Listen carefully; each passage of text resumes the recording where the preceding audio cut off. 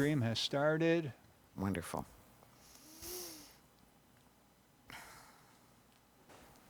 Okay, let's see who accepts it. Twitch has accepted the stream. YouTube has accepted the stream. Facebook has accepted the stream. When the timer says on the air, you are on the air, okay? Okay.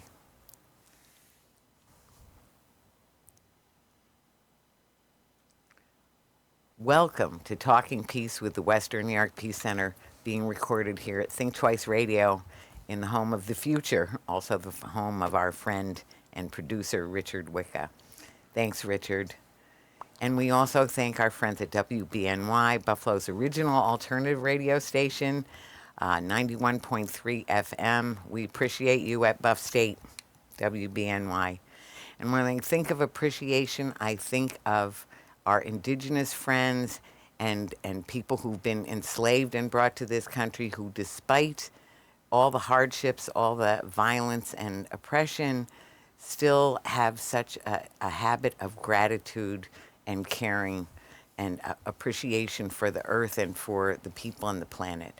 So I think of the Haudenosaunee, which we're on Seneca land now, or Onondaga land, and how they start off everything with the Gnonyo, where they appreciate Mother Earth and everything she's given us for a good life in this creation, and all of the wonderful plants and animals of every kind, and all the features of our beautiful earth, and all the things in the skies and the sky world, the brother sun and grandmother moon and all the stars, and the creator and the love that animates it all. And so then they would say Nyahweh, and the people would say Nyo. So Nyahweh. Yo. Thank you. Thank you. And Ashe, Ashe. And all Ashe. Ashe and Amen, Amen, Amen. There's so much that we do have to be thankful for, but we also have a lot of things that we're quite concerned about and working to get through some challenging times. So that is our topic of the show today, is what can we do in these challenging times? So I'm very thrilled to have our guests, two really stalwart activists, organizers, just wonderful friends and allies, partners. So we have India Walton here. Hi, India. Hi. And India, of course, well known for lots of things that you've done, but I can say now one of the many things you're focused on is being the senior strategist at RootsAction, our allies at RootsAction. We appreciate so much. Yes, and I love that I landed at RootsAction. It's very fulfilling work. I love it too. I love it too. And Norm Solomon, we couldn't appreciate you more. What a wonderful man he is. He's been guest of the show, friend of the show, and we did a whole show on his most recent book, War Made Invisible. Mm-hmm. So some of that will come in, but there's so much to do, and thankfully we're doing it together. Mm-hmm. And also we have Leighton Jones here. Hi, Leighton. Hi. So glad that you could come. Leighton, you're doing such great work over at Our City Action Buffalo and Our City Buffalo. Yes. As communications coordinator, right? Yes. Yeah, and there's lots of wonderful work that's been done and being done at OCAB. Need to continue to be. Oh, needs, desperately needed. So that's, I before we start leaping into the thick of it, we like to do this thing on the values. So when we think of what we can do in these challenging times, what do you think of as a value or a couple values that you think are really prominent in this issue? So we'll just go around in the talking circle type format. And so India, and then Leighton. Yeah, I've been on several radio shows recently, and the number one thing I've just been saying is love. Yes. Love on one another. Yes. Love on your family, and I think we've been so reactionary and fighting the fight for so long. Just don't forget that the root and the center of everything that we're fighting for is based and rooted in a deep love and care for one another. Absolutely. Absolutely. So wonderfully put. So critical. All our big activists have always been motivated by that love. That drives people to It help needs each other. to. Yes, and Leighton. Yes. I think for now, I want to implore that people need to rest. People need to take time for themselves. Like, we oftentimes want to do so much in the world, but we're not taking care of ourselves, and we can't be wholesome if we're not taking care of ourselves. So I think that's one of the things we need to lead with. Right. Yes, it's like important. Our mental health is important. And we can't go forth with saying we're aiding people if we're not aiding ourselves first. So we need to start at home. Absolutely. You're so right. And it is a struggle. It's very much of a struggle. For the more conscious we are of the struggle, the more we need to remember to balance that, and that taking care of ourselves is part of doing the work. Because if we're not, as you say, if we're not doing that, we can't do it for very long. Right? Yeah, So, burnout is real.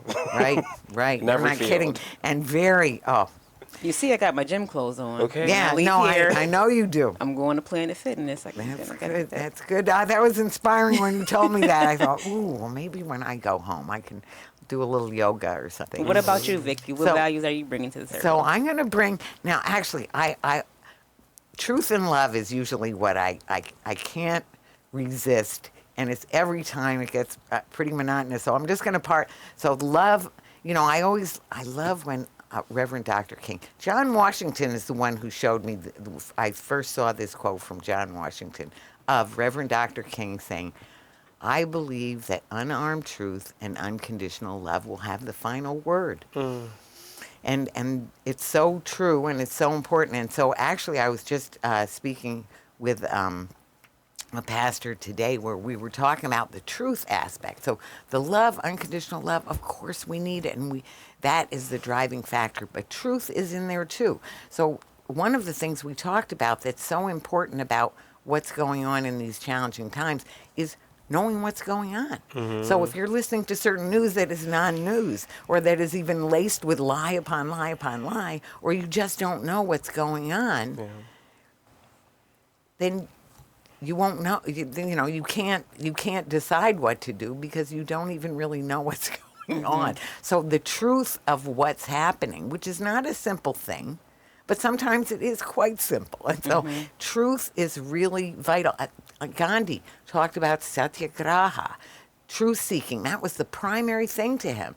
And I feel like truth, truth is love. So the truth, when people are trying to, negotiate something, right? If they're doing it lovingly and truthfully, then it's going to come to a good solution. Yeah.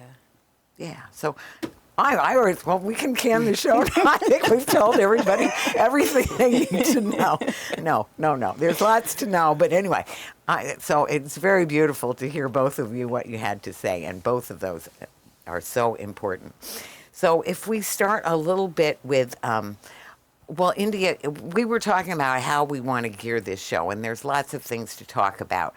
But so when we settled on this for a topic, what we can do in these challenging times, I want you to just lead off with your first reaction of what you said. Yeah, well, I said we should title this show "Lots of Little Fires Everywhere." Yes. Little fires everywhere, right? We almost did. Yeah, that's a good one. I think that a lot of people don't know what to do, and it's sort of like I can remember my freshman year in college having so many assignments that I did none. And I think that it's easy to just feel paralyzed because there's so much going on, right? So much in the news cycle. And I mean, even a part of it, I believe, is complicated because we're also in Buffalo, right? And we have so many local issues going on and national issues going on and war and crises internationally. It's difficult to know what crises to focus on, which is most important. How do we prioritize? Where do we put our energy? So, I think that this conversation is timely, and I hope that it will be helpful for folks to know how and when to plug in, and we can share some helpful resources and some local action so folks can find a way to harness some of that frustration, some of that energy, and also some of that love. Well, and one of the things I want to bring out that you said, you talked about our personal sphere of influence, our personal contacts, the people in our family, our friends, our neighbors, the people we talk with every day. Do we deal with, actually, when I was doing some recent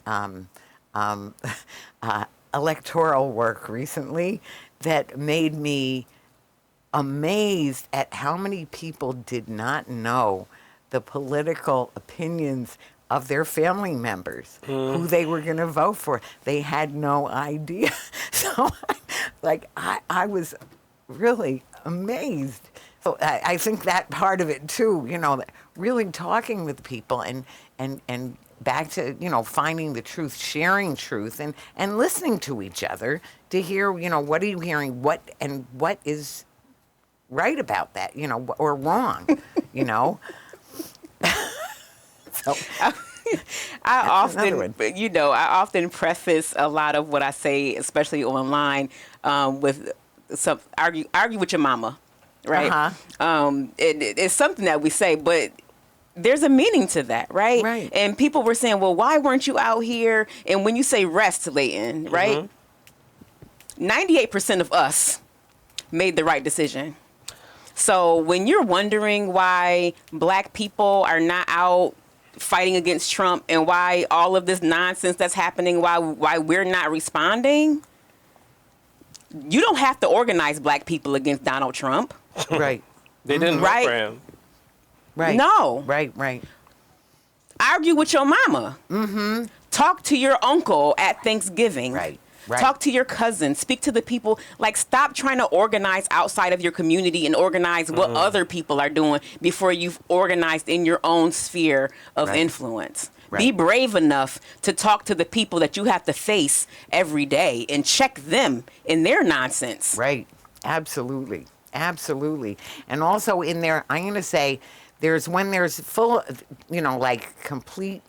completely off the rails, but then there's that sort of slide into normalizing that also happens. That's a really scary thing too, because anyway, so I think, you're right on about that. Leighton, what do you think about that? I honestly, Yeah. I mean, it's true. People don't know how to talk to people at home.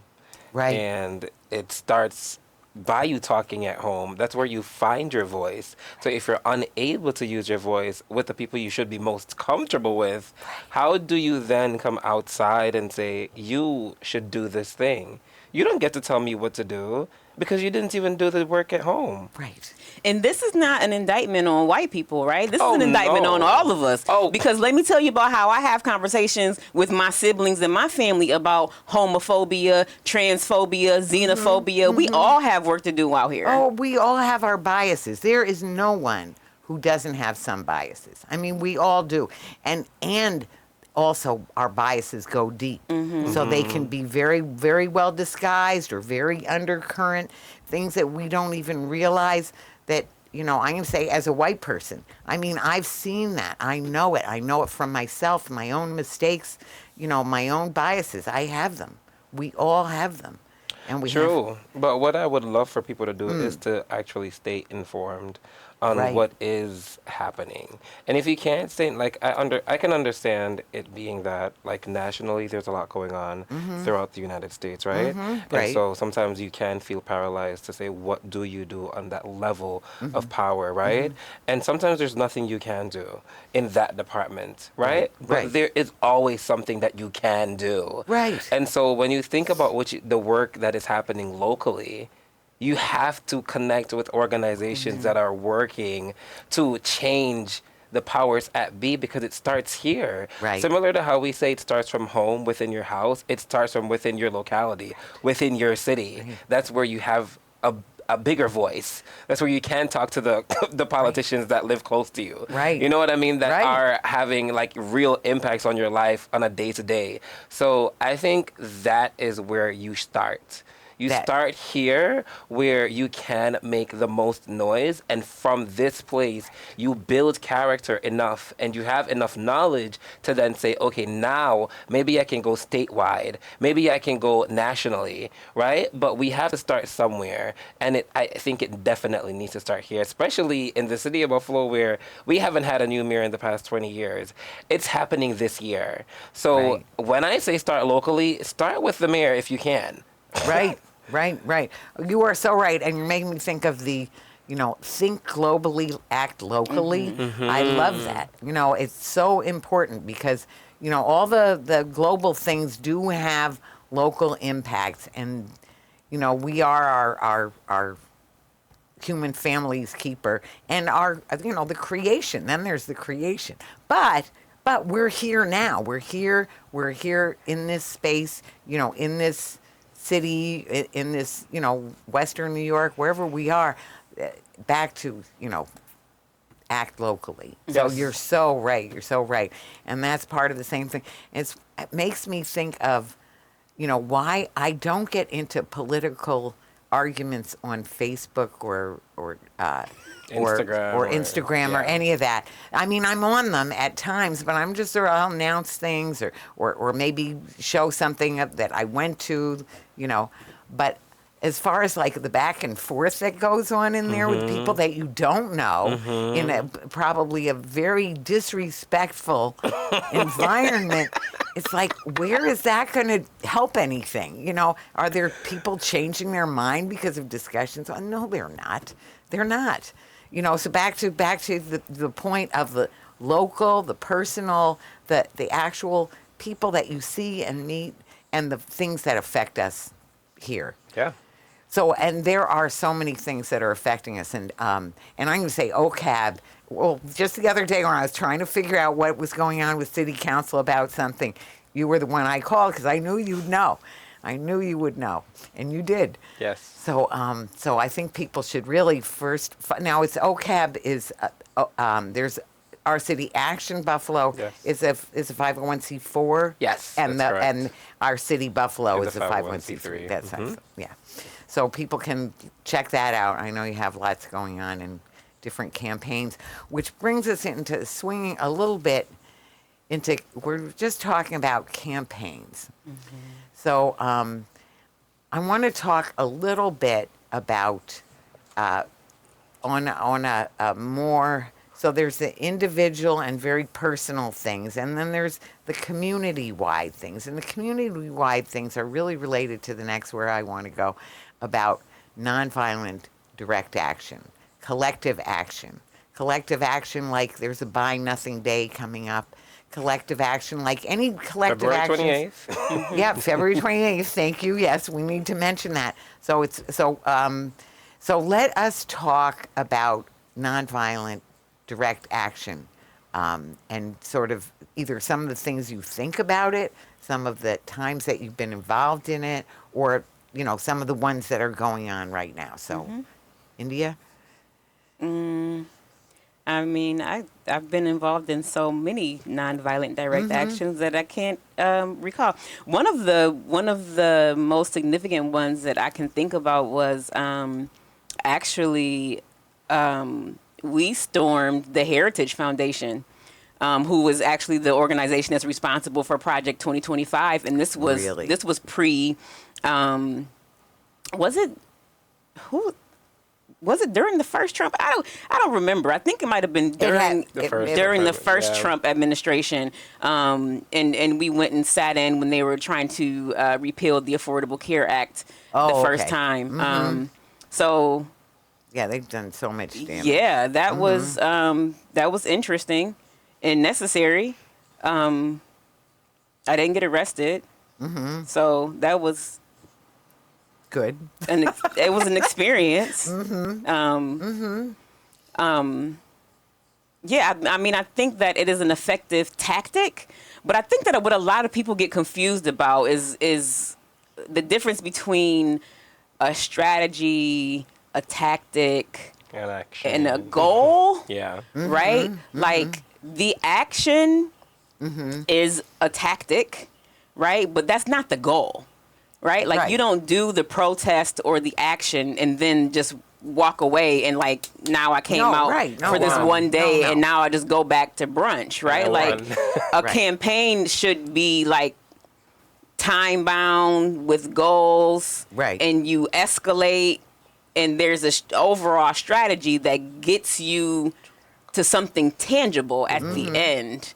And that's the reason why, like, there are people who are organizers, right? So there was recently an action that I think you attended, and you're like, well, where's the organizer? Who do I talk to? And there's like no one. So like, there's all these people out there who are looking to be activated, and there's no one collecting information. You don't Right. know who attended.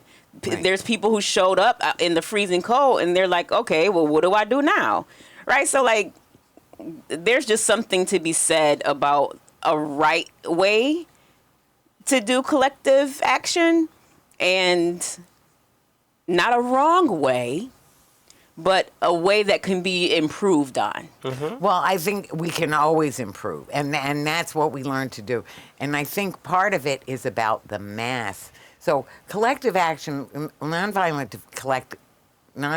direct action can be very focused on, you know, an action with a fairly small group of people. I think of like the Hancock 38, which is the one time that I got arrested where I purposely put myself in the position to be arrested.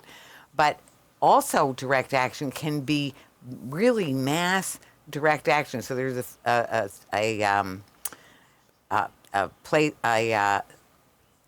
Force More Powerful is a movie that I just adore, and it's about nonviolent direct action. That was those collective large actions that really changed things.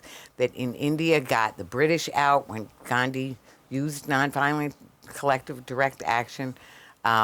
In, you know, ending apartheid in South Africa, although I guess there's still problems at times, but, you know, it's not that simple. Easier said than done. And the civil rights movement, the same thing, right? But the one I like to mention especially is the Danish people. So what the Danish people did when the Nazis took over and they were made the Jewish people start wearing the Star of David in Denmark, the rest of the Danes started wearing a Star of David. So they all, now the organizing, I was just talking about that, the organizing that took for everybody to know, and how did you get these, how did you make them look the same, how did, you know, and where did they get, how were they, but that was organized by people for a mass movement. So I see that we have some comments here. Binghamton just became the latest New York City to pass the good cause eviction protections for into law for renters. How do you keep the local progressive organizations motivated when the current Buffalo Common Council and mayor would never even come close to mentioning it, let alone adopting that same legislation for Buffalo? So first of all, I think this is the thing about, so we can take a little short circuit into that, and then we'll continue on with what we were just saying. But I want to ask you, I think you would have an opinion on that, right? On good cause Leighton? eviction?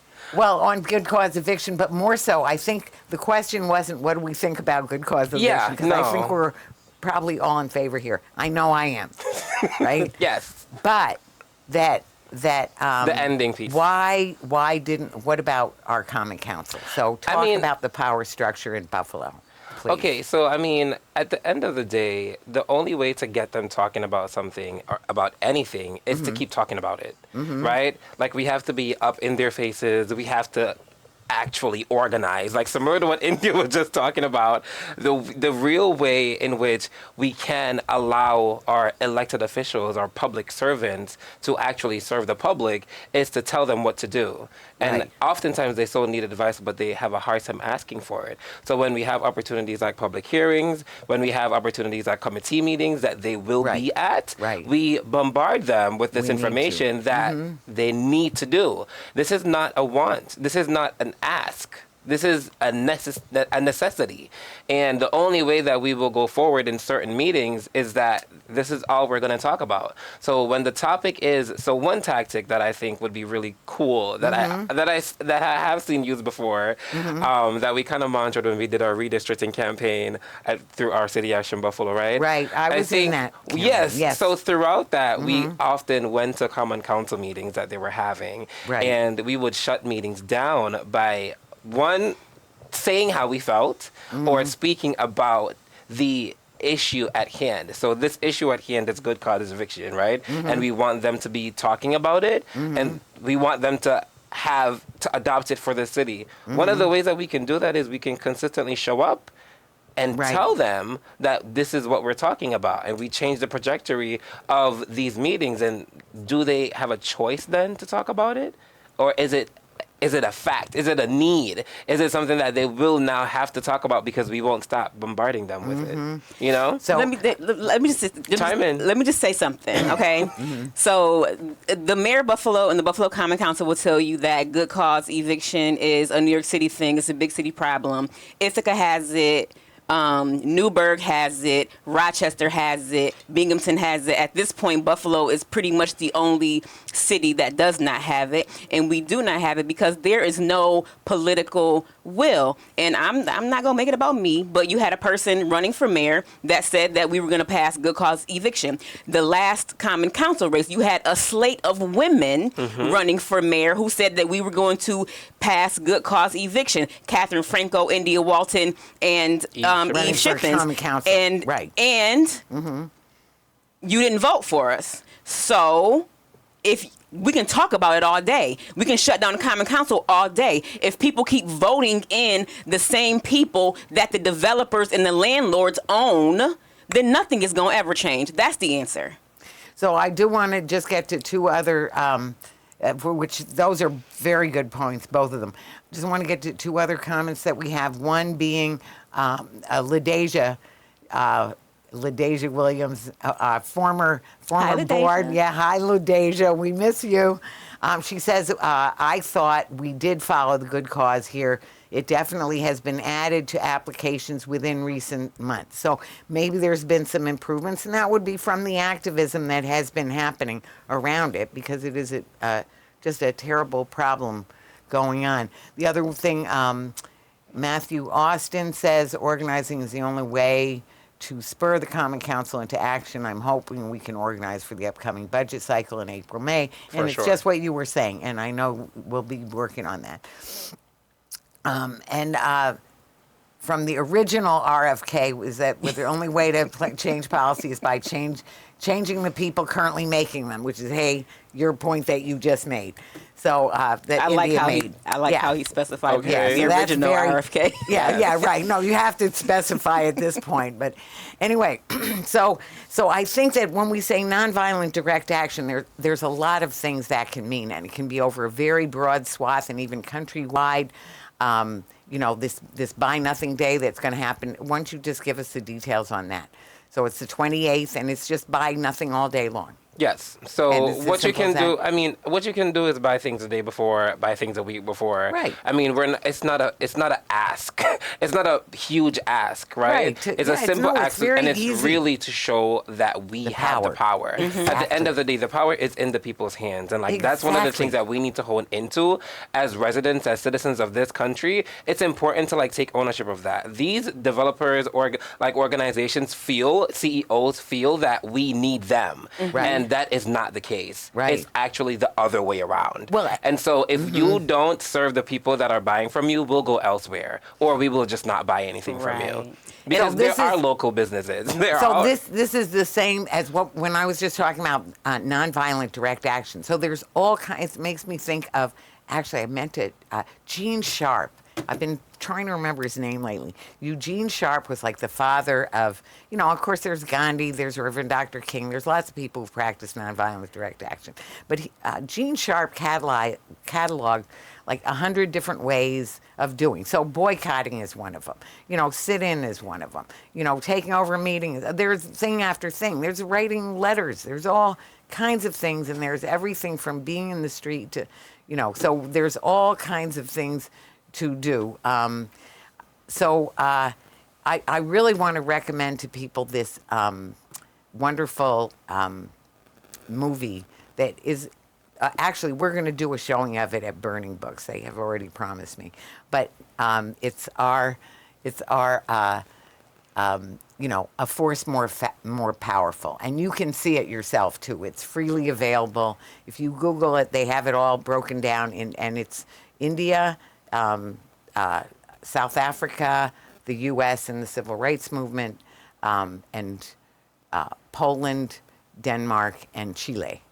So it talks about all those different cases. But so, and we can find cases in our own experience or background. We're back to when is a campaign successful? And as you said, that there's different pieces to it. One of the things I think we want to talk about at least two things. Now, right now, first of all, we are doing this, we're taping this today on the 19th of February. On the 23rd, we will have had, for those of you who are listening on the radio, we will have had our Peace Parade. If you want to tell a little bit about that and why and how, please. So RootsAction and the Western New York Peace Center are collaborating to do a Peace Parade. So the World Beyond War is doing a worldwide day to close military bases. And I don't know whether folks are aware, but there are 2 Congress people who've proposed converting the Niagara Falls Air Force Base into an ICE detention center. So we thought that since it's the World Day to close bases, we should use our voices to not only demand that the Niagara Falls Air Force Base be closed, but it also should not be used as a detention center for ICE. So we're going to gather some folks at UB South on Sunday, February 23rd at 2:30 p.m. At 2 p.m. Right. And at 2:30, we're going to head on up to Niagara Falls Air Force Base to bring awareness to this egregious request by Congresspersons Langworthy and Tenney. Yeah. And actually, and one of the things about that, that turning that into a deportation center, also because it's an airfield, and they can keep people in detention, they can ship them off. That's their whole plan. And I want to mention for those who don't know that we have about 900 different military bases. People say, well, don't you think we need some military bases? Well, we do, but if you look at the numbers of military bases that Russia or China or any other country have, it is so dwarfed. They don't even have, they have a tiny fraction of what we have. 900 military bases is ridiculous. It's polluting and it's wasting our money that we need for other things. The things that I never hear, we can't afford the police, we can't afford the military. No, those things never we can't afford to have 900 military bases. That does not get discussed. No. Only we pay everything for those and for the carceral system in this country and the sheriff and everything else. And then when it comes to food for people, food, lunch for keeping kids, people warm, keeping people from a hypothermia or frostbite, we can't afford it. Right. Food, we can't afford it. School, like you said, school lunches, the Department of Education. Right. The department, the massive amount of destruction that has just taken place in the last 3 weeks is just mind-boggling. And they're the same steps of vengeance on people, irrational firing, giving, the corporate, it's fascism. It's definitely fascism. And it's the very same steps that were taken by Hitler when he took over. It's unfortunate and it's scary. But so here's something people can do. So if you come join us, we have a bus, we have a small bus. So you can ride up there and we'll decorate it to get our message across. Some people will get out, and if we have the media there, we'll talk with them. And if we don't, we'll be our own media. But no one has to get out the bus. The bus might, either park if it can or drive back and forth if it can't, because that's a little bit up in the air. But it will be perfectly safe. There's not going to be people getting arrested because No. we know there's a certain point beyond which they've said, don't go past this point, and we won't go past that point. And you'll get a preview of my one-woman stand-up comedy show on the way up. I'll tell jokes. Oh, good. Oh, good. Oh, good. We have a stand-up comedian on the way up. Very good. I'm looking forward to David that. said that I mentioned a general strike on social media the other day. Would I be interested in leading a general strike on the city level? I would be interested in talking about how we might strategize around that, but I'm really not interested in leading much of anything these days. I'm kind of tired. Did I tell you I have a granddaughter, Mr. Johnson? I have a grandchild. I'm doing other things these days. Right. But I would definitely be interested in talking about strategy. Well, strategy, and actually that's really what we're talking about now is strategy. So some of the collective actions can be small, and some of them hopefully can be big as we build our network. So that brings me to the other thing I wanted us to talk about. Another thing that we're planning is we're working together with labor groups, with immigrants and refugees.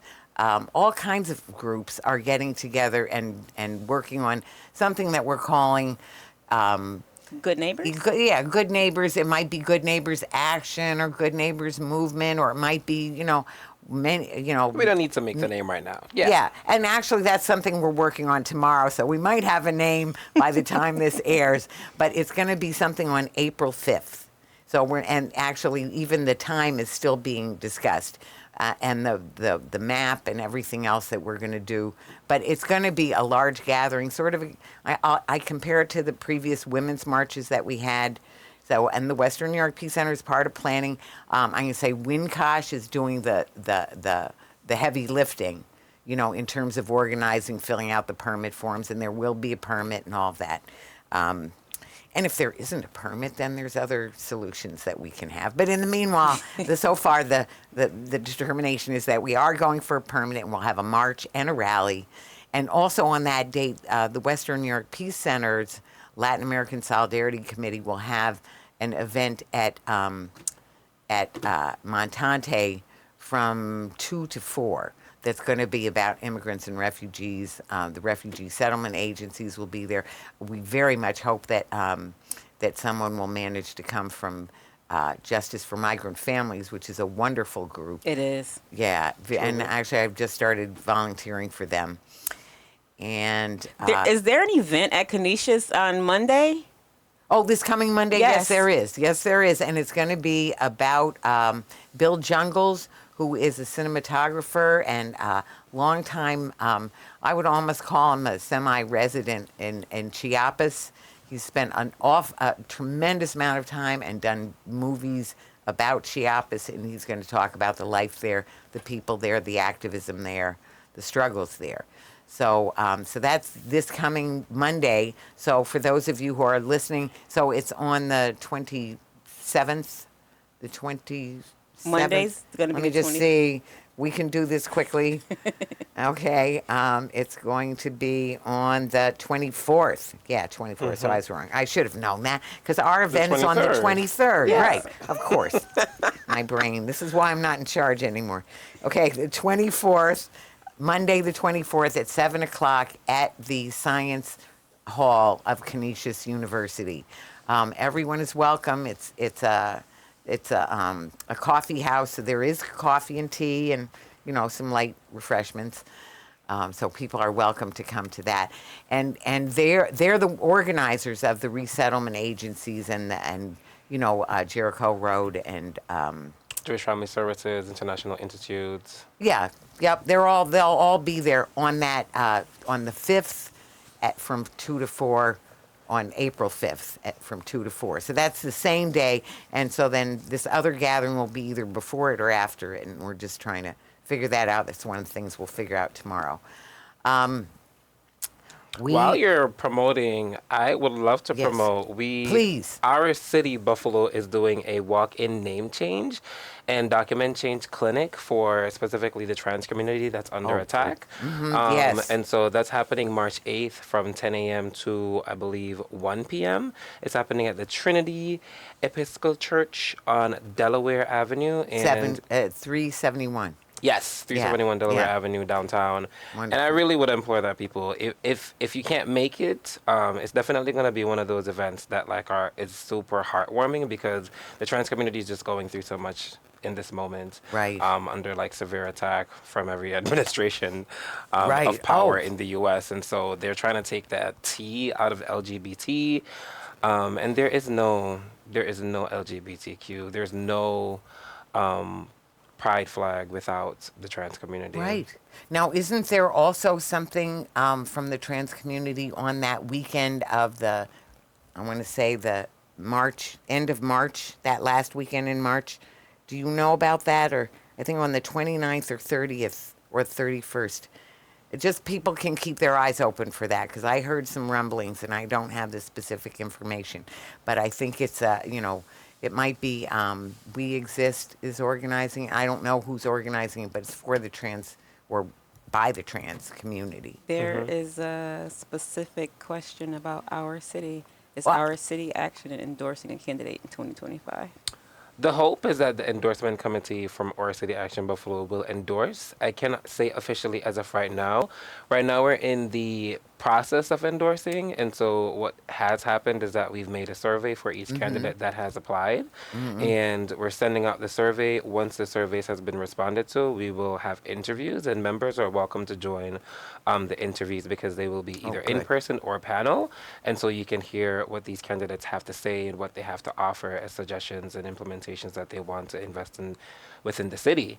But as of right now, I cannot say such because that is not a decision that's made by me. It's made by members.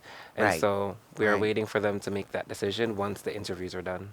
And so now you said, what should people do if they want to get involved in that process? Which, by the way, I want to say, Western New York Peace Center is 501c3. That we don't have any opinions to be shared on this topic. But since you're just telling, you can tell people how they can, if they want to get involved, they can go to your website and what's their date that they should be doing this before? I would say if you start before April, that's most likely before we Okay. put out There's our still some endorsements. time. Yes. Right. And the next month we will be doing our March Madness. So I believe March 20th, OCAB will be doing our orientation. We will do an orientation every quarter to get more people involved, and all our committees, which we have a policy and advocacy committee, a communications committee, an organizing and power building committee. All of those committees will be they are already up and running, but we will just be encouraging more members to join these committees Right. as they grow. Sure. And March so Madness. Sounds fun. It Yes, sounds good. it is. I'm March really Madness. excited. So it means a really membership drive kind Yes. of thing. Right, for March Madness. Yes. Yeah, that very important. And back to people getting involved in their local community. So that's one of the, when we talk about democracy, that when we say, democracy is not a spectator sport, people feel like voting, people get so disgusted that they think even voting isn't that important. Or it's already, well, by the time the voting is done, there's already been so many decisions made that it's true that you don't have a lot of leeway. It's still necessary but not sufficient, right? So we need to vote, but we also need to get involved way before that and all throughout the process. So like we were saying about getting people to either know what's going on, acknowledge what's going on, and do what's needed to be done for the benefit of the people. I mean, it And the baffled planet. me how many people did not vote in the general election for the United States president. Right. And imagine that number boiled down to there's 200 and how many people living in the city of Buffalo, and how many people vote for the mayor the last time around.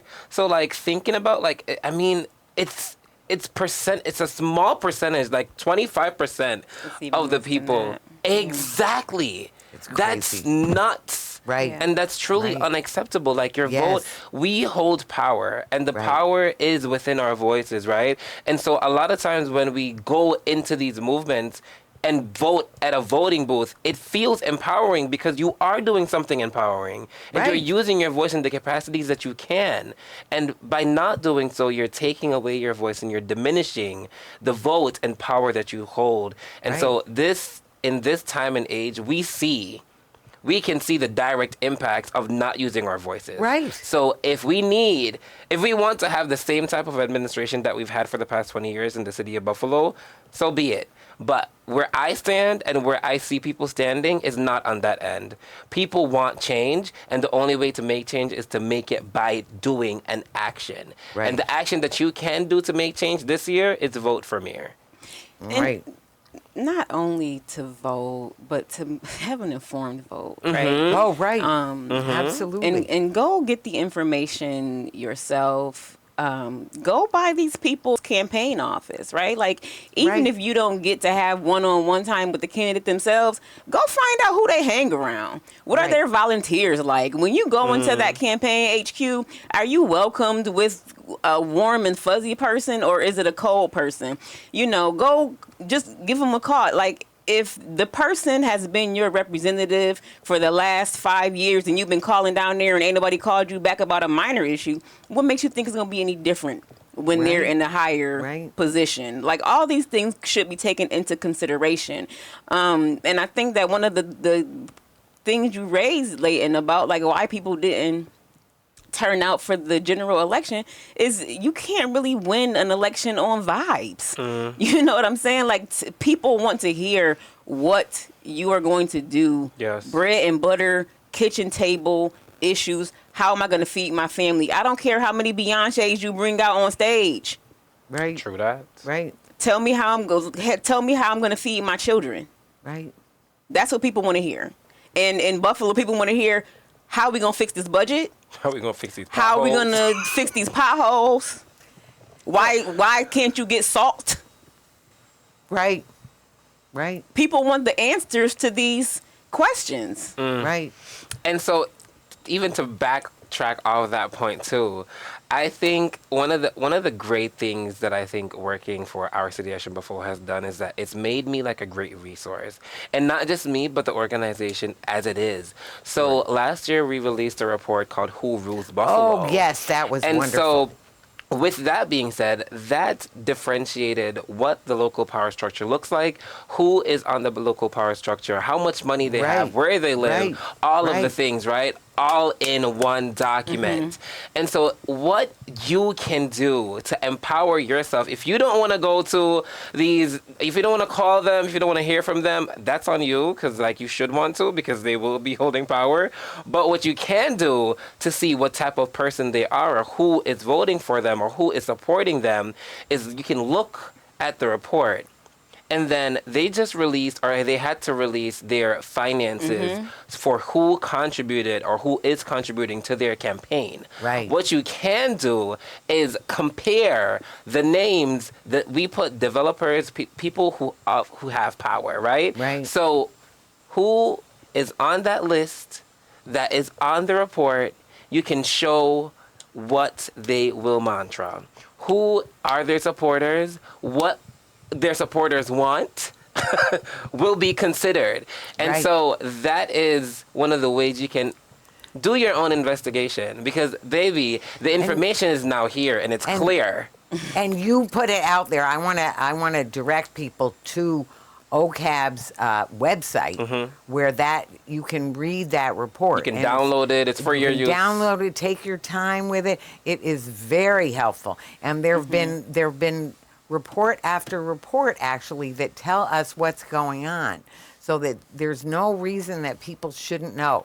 So there's the work of voting and the work of an informed vote, and then back to there's the work of doing the research to know what's going on, period, in our locality, in the locally, regionally, nationally, and internationally. And Go ahead. also holding people accountable. Yes, that's the like other- we have yes. this upside down sort of government where they seem to think that we work for them. It's like, no, Right. You are a servant of the people. Like and I think that we have to change the perception of who these people are. Like, they are no better than us. They are supposed to be our next door neighbors and representatives of the people, and we need to treat them as such. Right. And we need to really support each other and inform each other and share our information. Yeah. Share the Absolutely. resources, share the information, and build the network. So that's another thing. I was just having a conversation today about how do we get our information, where do we get our information, and then how do we share it. So back to collective action, people have to know that what is the plan? You know, what is a plan? You know, or no, you know, I want to bring up one word that integrity, that people should be, you know, that we behave with integrity, that we recognize, you know, so that truth and love includes, you know, actually another former, Cornel West said, you know, that if people had moral integrity and universal solidarity, that's another recipe that would get us exactly where we need to go. And we just do our best. We can do our best to try to emulate those things and to help feed that into our community, into our youth, into our neighbors, into our family, you know, and try to act in that way.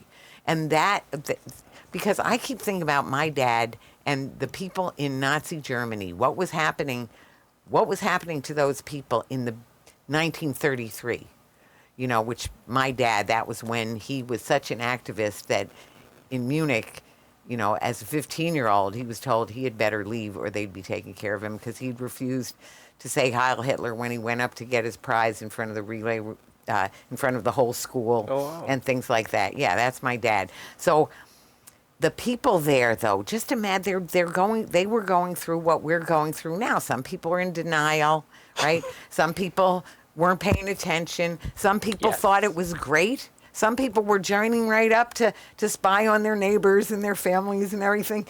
And some people were fighting it. Some people went into the resistance. Some people had to leave.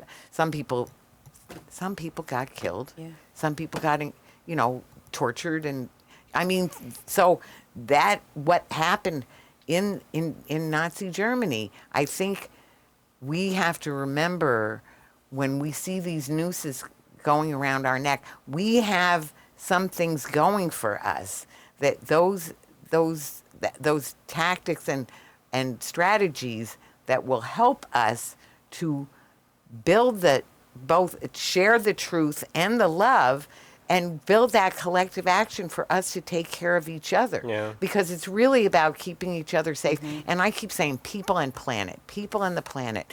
You know, those two things right now, the fires that we've had, the blizzard that we had, the fires that they had, I should say, the fires that have been had in California and in Canada. Still we. And so all of those things, so we need to take care of each other more than ever. So we need our resources for that, not for killing each other, not for nuclear weapons that we can't use, not for grabbing, not for the reverse Robin Hood that is take from the poor and give to the rich, which is the plan now. And also helping people to understand and see what's really going on. This is true.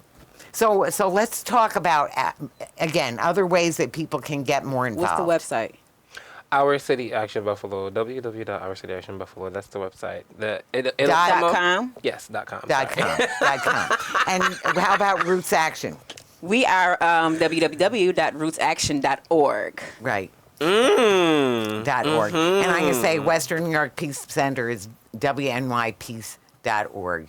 It's also part of Peace Action New York State, which is Peace Action NYS, I think is the website there. It'll come right up. And that's part of the National Peace Action.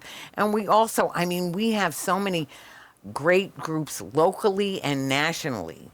And one of the things we need to do on the Western New York Peace Center is update our list of allies, partners and allies. But there's plenty of people down there who are still on it, So I'll just make sure that we need to update it. But there's plenty of people who, and groups that are already on it that are just doing wonderful work. World Beyond Wars, you were mentioning, our friend Kathy Kelly is the board chair.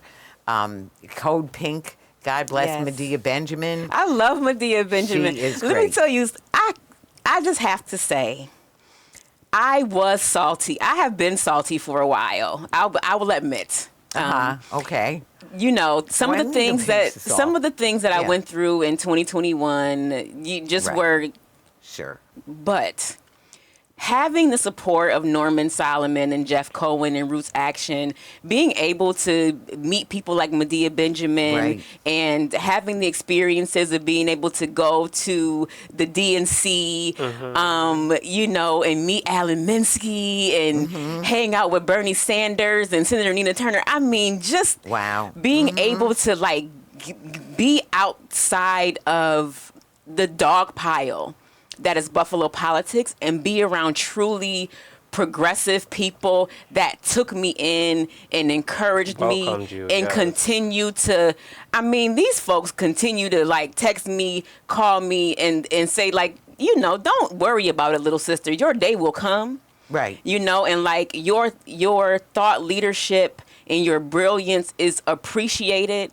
and there is a place for you in this movement, right? And it may not be as mayor of Buffalo. And I hear you, David. I wasn't there to see about the DNC being progressive. I was there to see about what a clown show it was, because I was actually there at the Chicago Teachers Union because we had a day of progressive action and we met with the uncommitted movement and we're being educated on what was going on over in Palestine. Right. But anyway, It's a whole nother topic. that's a whole nother topic. Right. But what I'm saying is I had a chance to go to Chicago so that I could see both sides of it, so that I could see Right. how the DNC does it and I could see how the progressives do it, right? Right. So while we were having a day talking about policy and how we protect workers and labor rights and families and how we implement a Green New Deal, right? Right. Down the street and around the corner, they had busloads of police ready to unload on peaceful protesters, and they were having a party on the inside, spending millions of dollars in campaign funds, and they had celebrities on stage and confetti falling from the ceiling. It was Right. a spectacle. And I'm rambling, and this is way and- off topic, but it's just, I don't think that people understand, right? Like, once you get inside and see how the sausage is made, right? The reason why people cling on to power so desperately. They do. And a lot of it is not Democrat versus Republican, and it's not black versus white. It's rich Right. versus poor. Right. And so we need, race, class, gender, privilege versus marginalization. And especially right now where we have the worst income first of all, this is not new, but the U.S. has the worst income and asset distribution, and it's getting far worse. But there's so much to talk about here. I just want to encourage people that we have a force more powerful, and it is people power. And eventually, like in Poland, when finally the police refused to arrest people, and so we need the people power. We need it on a small scale. We need it on a big scale. But we have lots of great people doing good work, and it's a spiritual struggle. So I want to say we have run out of time. There's plenty of things we can talk about more, and it's just to be continued every day, because we're working on this every day. And for you at home, we thank you for being part of it. For the both of you coming, I can't thank you enough, and it's so good to be with you. It's back to community, the beloved community. We need to continue building community. And so this is Talking Peace, and together we thank you so much. And together we've been talking peace in truth and love. It's a wrap. Thank you Bye. so much. Thank you, people at home who've been commenting and listening. We wish we were all in one, having a big town hall. So that's to be continued, as always. Thanks. Sorry, I went off. Oops.